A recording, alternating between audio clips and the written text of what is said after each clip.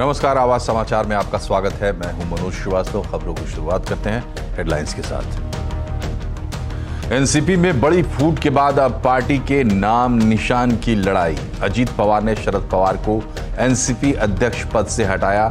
40 विधायकों के समर्थन का दावा किया। शरद पवार ने अजीत को बताया खोटा सिक्का।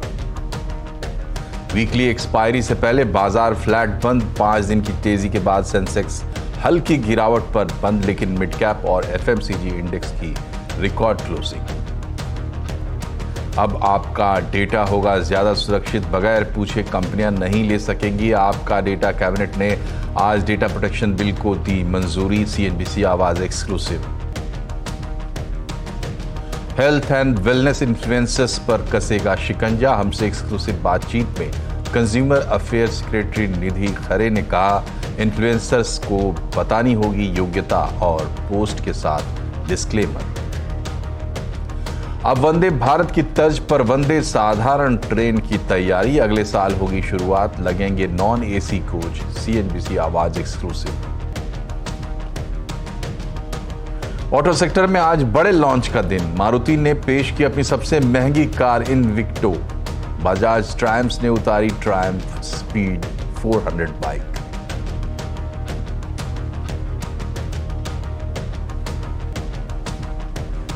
एनसीपी का पावर टसल यानी चाचा भतीजे की लड़ाई अब पूरी तरह से खुलकर सामने आ चुकी है। आज दोनों ने अलग अलग जगहों पर शक्ति प्रदर्शन किया।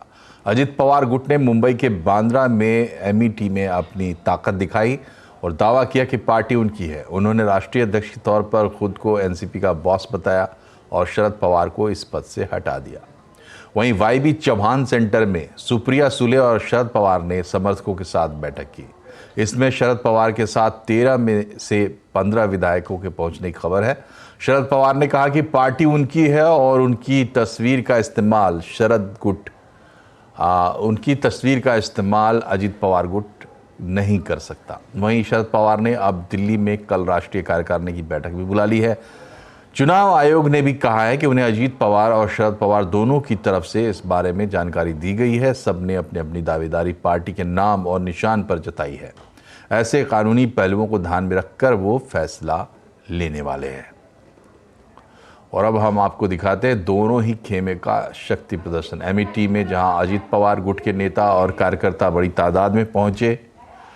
अजीत पवार ने तो कहा कि शरद पवार उम्रदराज हो गए हैं, लेकिन पार्टी में पकड़ वो नहीं हटाना चाहते हैं। वहीं वाईबी चौहान सेंटर में शरद पवार पहुंचे। शरद पवार के लिए नारे लगाए गए। सुप्रिया सुले ने भी अजीत पवार पर निशाना साधा। और अब सुनाते हैं अजीत पवार ने किस तरह से शरद पवार पर निशाना साधा। उन्होंने कहा कि शरद पवार के लिए पूरा सम्मान है। शरद पवार अब भी 83 साल के हो गए हैं, अब आप आशीर्वाद दीजिए। अजित पवार ने यह भी कहा कि वो भी मुख्यमंत्री बनना चाहते हैं। एखादा माणूस नोकरीमध्ये लागला तर महाराष्ट्र सरकारमध्ये 58व्या वर्षी रिटायर होतो। आयएस आयपीएस असेल तर 60व्या वर्षी रिटायर होतात। राजकीय जीवनामध्ये असेल तर भाजपमध्ये 75 वर्षांनंतर रिटायर केलं जातं। अडवाणींची उदाहरण घ्या, मुरली मनोहर जोशींचं उदाहरण घ्या, कुणाचंही उदाहरण घ्या। त्याच्यानंतरच्या काळामध्ये आता नवीन पिढी पुढे येते। तुम्ही आशीर्वाद द्या ना। चुकलं तर सांगा ना, अजित तुझं हे चुकलं। चूक मान्य करून दुरुस्त करून पुढे जाऊ। पण कुणा करता चाललं हे? कशा करता चाललं हे? का अशा प्रकारचं चित्र राज्यामध्ये निर्माण केलं जातं? काय आम्ही कुणाच्या पोटी जन्माला आलो नाही, ही चूक आहे आमची। अजीत पवार ने भी और अजीत पवार पर भी पलटवार हुआ। अजीत पवार को शरद पवार ने खोटा सिक्का बताया। पक्षाच्या ऑफिसमध्ये काहीतरी गडबड केली गेली। काही लोकांनी चालला घेतला। ऑफिस कोणाचं? राष्ट्रवादी काँग्रेस पक्षाचं। तुम्ही राष्ट्रवादी काँग्रेस पक्षात आहात का? तुम्ही सांगता आम्हीच राष्ट्रवादी काँग्रेस, आम्हीच सांगितलं। आता एक कसं म्हणता येईल, उद्या कुणी उठलं आणि मी काँग्रेस पक्ष सांगायला गेलं मी शिवसेना सांगायला गेलं, मी भाजप सांगायला गेलं, याला काही अर्थ आहे? आणि त्यामुळं अशा प्रकारचं मत सांगून भूमिका बांधून ताबा घेणं ही गोष्ट लोकशाहीमध्ये योग्य आहे, पण ती झाली. माझं उदाहरण सांगतो. एनसीपी पर है किसका कब्जा? आज आवाज अड्डा में इसी पर होगी बड़ी चर्चा शाम 7:57 पर.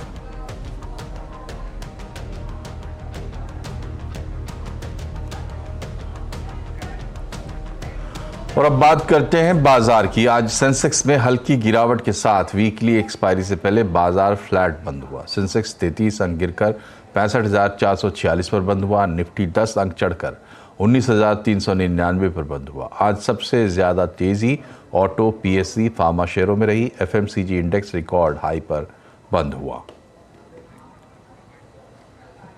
और हीलियस कैपिटल के समीर अरोड़ा ने आईटी शेयरों में फिलहाल दूर रहने की सलाह दी है. सीएनबीसी आवाज के मैनेजिंग एडिटर अनुज सिंघल से खास बातचीत में उन्होंने कहा कि ब्रोकरेज हाउसेस ने आईटी को डाउनग्रेड किया है क्योंकि उनकी ग्रोथ में नरमी आई है.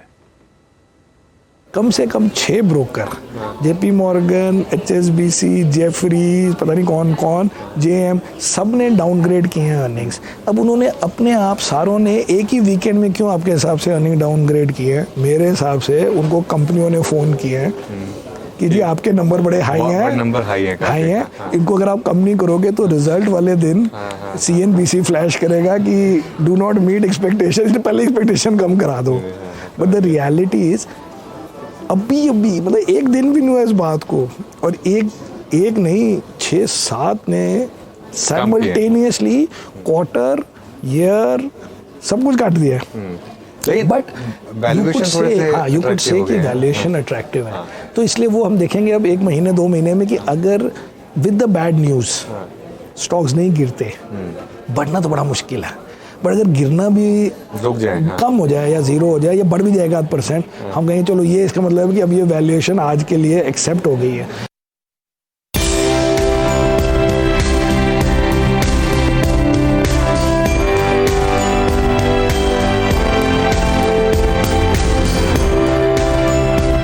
जिस तरीके की तेजी हुई है, इन लेवल पर डर लग रहा है या अभी कोई डर नहीं लग रहा? चाइना से दुखी है वन रीजन, इंडिया में अच्छी चीजें चल रही है फंडामेंटली.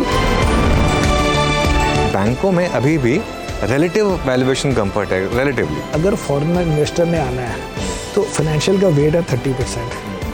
अब वो चाहे इंडेक्स आए कोई आए, उसको ये सब चीज़ें लेनी पड़ेंगी.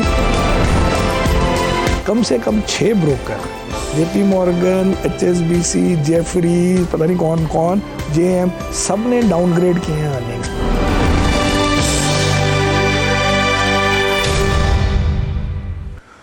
मारुति सुजुकी ने अपनी पहली प्रीमियम MPV इनविक्टो भारत में लॉन्च कर दी है. इनविक्टो मारुति की अब तक की सबसे महंगी कार है. इनविक्टो की शुरुआती कीमत 24,79,000 रुपये है. टॉप वेरिएंट 28,42,000 रुपये तक जाता है. इनविक्टो में पैनोरामिक सनरूफ, कैप्टन सीट और हाइब्रिड इंजन का ऑप्शन है. कंपनी ने बुकिंग 19 जून से शुरू कर दी थी. अब तक कार की 6200 बुकिंग भी हो चुकी है. और मारुति सुजुकी की प्रीमियम MPV इनविक्टो के बारे में हमारे संवाददाता रोहन सिंह ने बात की मारुति सुजुकी के senior ED sales and marketing Shashank Srivastava से. मारुति सुजुकी की मच अवेटेड इन्विक्टो आ चुकी है, लगभग 25 लाख की रेंज में है. सर, एक बिल्कुल नए सेगमेंट को आप कैप्चर करने की कोशिश कर रहे हो. सबसे पहले तो एक आम पैसेंजर्स के लिए किसको टारगेट किया है और क्या क्या खासियत है इस नई कार की? देखिए, हमने पाया कि बाजार में जो 20 लाख के ऊपर की जो प्रीमियम गाड़ियां हैं उसका परसेंटेज ओवरऑल पैसेंजर व्हीकल में बढ़ता जा रहा है. ये करीब 3-4 साल पहले लगभग 2% था, अब ये 8% हो गया इस क्वार्टर में, जो रवा माली साल है 23-24. जाहिर सी बात है कई कस्टमर अब हायर एंड की गाड़ियां खरीद रहे हैं. मारुति सुजुकी का वहां प्रेजेंस नहीं था. हम मार्केट लीडर हैं 10 लाख से नीचे की गाड़ियों में, तो हमारा 60% मार्केट शेयर है. और आपको जान के खुशी होगी 10 से 20 लाख की गाड़ी में भी हम मार्केट लीडर बन गए हैं. और अब हम चाह रहे हैं कि हम 20 लाख के ऊपर भी इसमें कदम है, इसलिए हमने इन्विक्टो लेके आई। हमें लग रहा है कि रुझान बड़ी गाड़ियों की तरफ बढ़ रहा है और हम इससे ये गाड़ी लाके हम उसमें सेगमेंट में भी पार्टिसिपेट तो करें। सर, जैसा आपने कहा कि रुझान बड़ी गाड़ियों की तरफ बढ़ रहा है, लोग एम्बिशंस बढ़ रहे हैं, नए फीचर्स चाहते हैं लोग, अगर इन्विक्टो की बात करें, क्या ऑफर कर रहे हैं आप फीचर्स के मामले में? देखिए, इन्विक्टो का सबसे, अगर मैं एक्सटीरियर की बात करूं तो इसका स्टांस बड़ा स्ट्रांग है। आप जैसे देख सकते हैं कि इसका एक अपराइट स्टांस है, जैसे एसयूवी का स्टांस होता है उस तरह का है। ग्रिल आप देखें, फ्रंट ग्रिल, पीछे जब आप वो देखेंगे उसमें डीआरएल जो हैं, that is also integrated DRLs. आप इसकी शोल्डर लाइंस देखें, बड़ी स्ट्रांग है। इसका जो ओवरऑल कॉन्टूर्स हैं वो एमपीवी के तो हैं, लेकिन उसमें एक बड़ा एग्रेसिव वो है जैसे एसयूवी में होता है। 3 रो है, बड़ा कंफर्टेबल है। पहले दूसरे रो में भी कैप्टन सीट है। दोनों में दो ऑटो जो ऑटो एसी का जो क्लाइमेट कंट्रोल जो है वो दोनों साइड पे हैं, फ्रंट में भी रेयर में भी। पीछे का जो चूंकि इसका व्हील बेस बहुत बड़ा है, इसलिए जो लास्ट सीट है, तीसरी सीट, उसमें भी आराम से 3 लोग बैठ सकते हैं। अब ये देखिए यहाँ पे ये जो स्क्वायरिश इसका जो ये टायर के ऊपर का ये जो है, इससे भी एक बड़ा स्ट्रॉन्ग और एक एग्रेसिव स्टांस मिलता है। 17 इंच के अलॉयज हैं, एक बहुत बेहतरीन। और आप अंदर देखिए, इंटीरियर बहुत लग्जूरियस है, ब्लैक है विद गोल्डन एम्बेलिशमेंट्स, और इसका जो इंफोटेनमेंट सिस्टम है with 6 speakers is also great. 6 airbag हैं सेफ्टी के लिए। तो मेरे ख्याल में ओवरऑल इसीलिए ये गाड़ी बहुत बेहतरीन साबित हो गई। बजाज ऑटो और ट्रायम्फ ने मिलकर speed 400 and scrambler 400X Bharat में लॉन्च कर दिए। मेड इन इंडिया बाइक का इंतजार सभी को था। स्पीड 400 के खास फीचर्स बता रहे हैं हमारे संवाददाता कुमार संजय। फाइनली ट्रायम्फ ने अपनी modern classic bike speed 400 launch कर दी है और आपके सामने ये बाइक खड़ी है और इसे बनाया है बजाज ऑटो।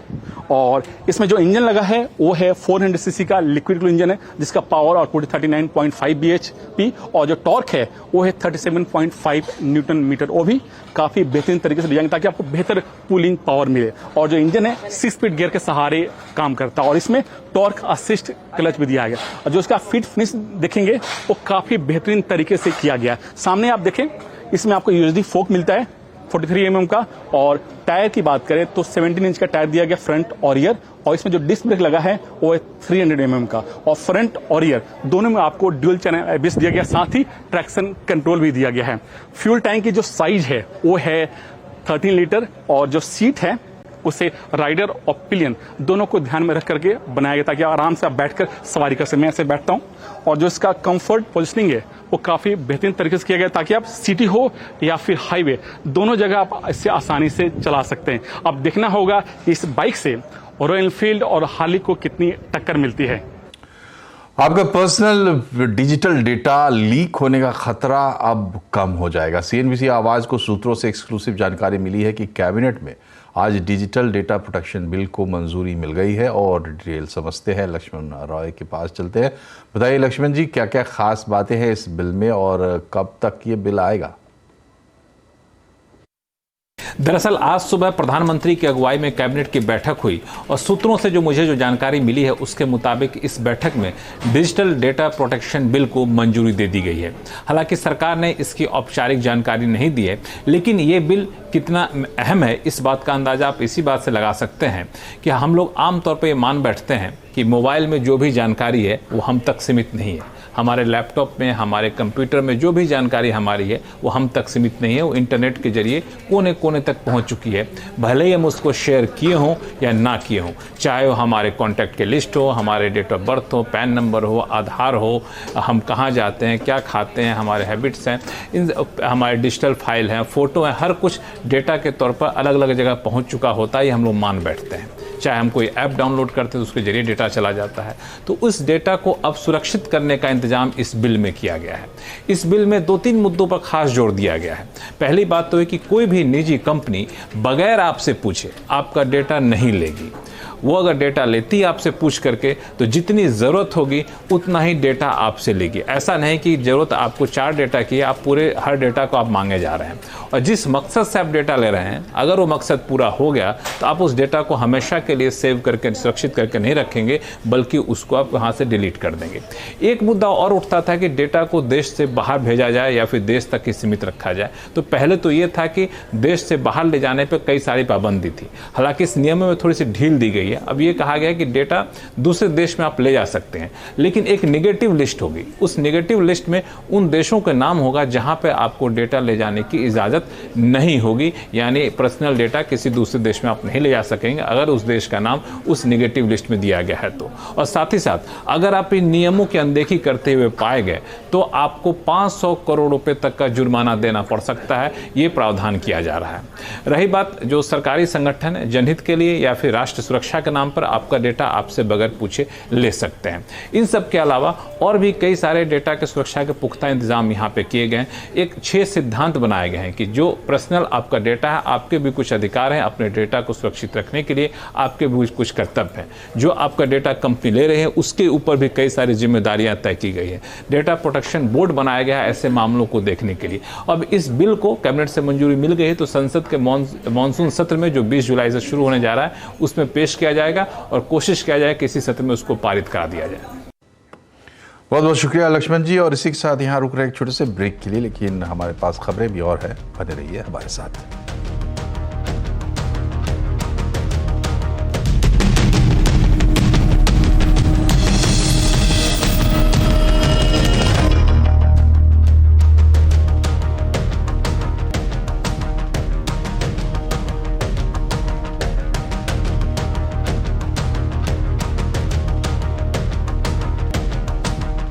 स्वागत है आवाज समाचार में। वंदे भारत की तर्ज पर अब रेल मंत्रालय वंदे साधारण ट्रेन चलाने की योजना पर काम कर रहा है। हमें सूत्रों से जानकारी मिली है कि अगले साल की शुरुआत में पहली वंदे साधारण ट्रेन को लॉन्च किया जा सकता है। ये नॉन एसी होगी। बाकी डिटेल समझते हैं दीपाली नंदा से। बताइए डिटेल दीपाली, क्या क्या रहेगा इस ट्रेन में?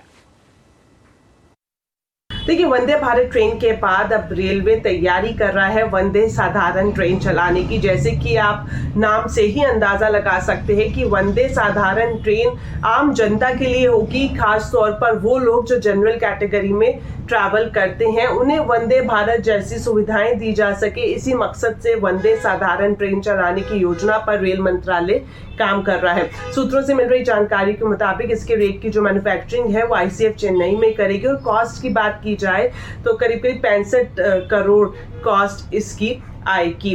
जानकारी ये भी दी जा रही है कि सुविधाएं वैसी ही दी जाए, इस पर भी रेलवे काम कर रहा है। जिस तरह से bio vacuum toilet Vande Bharat में है, सीसीटीवी कैमरा है और साथ ही साथ ऑटोमेटिक डोर सिस्टम है, ये सभी फैसिलिटीज वंदे साधारण में भी दी जाए। इसी तरह से ही रेक को डिजाइन किया जा रहा है। जानकारी मिल रही है कि इस साल के आखिर तक जो पहला रेक है वो बनकर तैयार हो जाएगा। रेल मंत्रालय की कोशिश है अगले साल की शुरुआत में पहली वंदे साधारण ट्रेन को लॉन्च किया जाए। बहुत बहुत शुक्रिया दीपाली। और सब्जियों के दाम अब अनकंट्रोल्ड होते जा रहे हैं। टमाटर के बढ़ते हुए दाम कई दिनों से खबरों में थे और अब सब्जियों की महंगाई झटका देने लगी है। रोज़ाना वाली सब्जियां भी ज़्यादा महंगी हो गई हैं। आम लोगों को समझ नहीं आ रहा है कि कौन सी सब्जी बनाई जाए। टमाटर के दाम 160 प्रति किलो और हरी मिर्च अदरक के दाम में 2 गुनी बढ़ोतरी हुई है। अदरक हरी मिर्च की कीमत 300 रुपये किलो तक पहुंच गई है।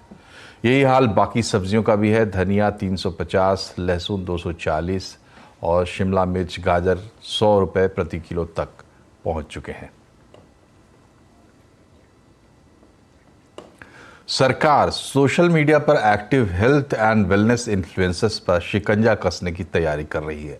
इसी महीने सरकार गाइडलाइंस जारी करेगी, यानी कि अब इन्फ्लुएंसर्स को हेल्थ टिप्स देने से पहले योग्यता साबित करनी होगी। कोई भी व्यक्ति किसी भी प्रोडक्ट को, चाहे तो वो प्रोटीन के नाम पे या न्यूट्रास्यूटिकल्स के नाम पे या कोई न्यूट्रिशियस प्रोडक्ट को बेच रहा होता है, इसमें कंज्यूमर को लगता है कि वो कोई डॉक्टर है या कोई न्यूट्रिशनिस्ट है। तो इसमें हम लोग ये चाह रहे हैं कि कम से कम वो इस बात का खुलासा करे कि वो किस हैसियत से इस प्रोडक्ट को बेच रहा है। यदि वो सिर्फ एंडोर्सर है तब फिर उसे अपना मटेरियल कनेक्शन भी बताना होगा कि वो मात्र एडवर्टाइज कर रहा है। लेकिन अगर वो किसी एक्सपर्ट के रूप में आ रहा है तो उसे ये भी खुलासा करना होगा कि वो किस हैसियत से किसी प्रोडक्ट की को एंडोर्स कर रहा है। ऑटो, टेलीकॉम और एजुकेशन सेक्टर के लिए एक अच्छी खबर है। सूत्रों के मुताबिक चीन, हांगकांग जैसे देशों से आने वाले करीब 50 विदेशी निवेश प्रस्ताव और इन पर अब जल्दी फैसला हो सकता है। 7 पड़ोसी देशों से एफडीआई पर गठित विशेष इंटर मिनिस्ट्रियल कमेटी की बैठक होने वाली है। डिटेल समझते आलोक प्रियदर्शी से। बताया आलोक, कोविड के दौरान सरकार ने इन देशों से निवेश पर सख्ती की थी, तो अब क्या बदलने वाला है? बिल्कुल, देखिए, चीन, हांगकांग, बांग्लादेश जैसे देशों से आने वाले जो एफडीआई के प्रस्ताव हैं उनको काफ़ी संवेदनशील माना जाता है। लिहाजा सरकार ने इनके लिए एक विशेष इंटर मिनिस्ट्रियल कमेटी का गठन किया था और इन्हीं कमेटी में इन तमाम एफडीआई प्रपोजल्स का अप्रूवल किया जाता है।